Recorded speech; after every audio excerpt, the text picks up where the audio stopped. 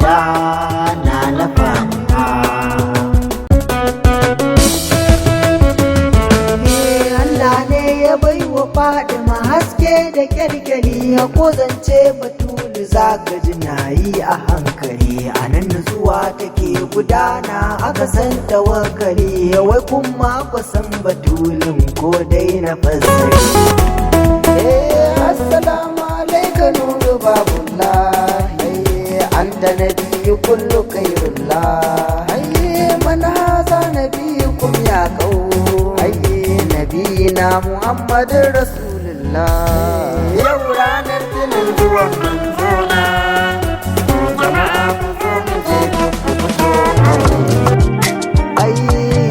Rayuwa tana laulaye ni, tana nan naɗe ni, gashi sun kasa takare ni, suna takure ni, kuma dama a zuciya ta na nan da rauni, yanzu sun ƙara durkushe ni suna. Barkanmu da warhaka, ga wata garaɓasa ga duk mai buƙatar a masa waƙa ko ta aure ko ta soyayya ko wata kala ma dai har ƙasida.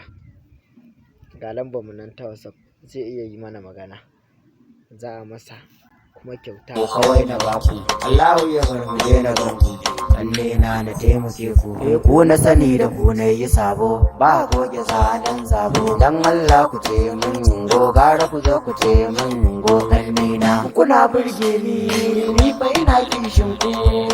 Kuna burge ni fa ina kishin ku. Ku kalli jikina, san ku yana mini rauni. Hakan ku sai ya zo kallo, adan samaniya sai kallo.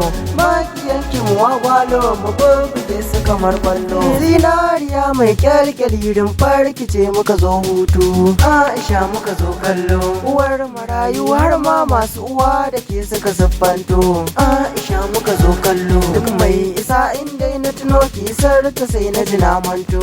Aisha muka zo kallo, daban kike shagiyar gata ni zan faɗa musu. Wannan shine wasu yana, na gode, muna jira sai mun ji ku.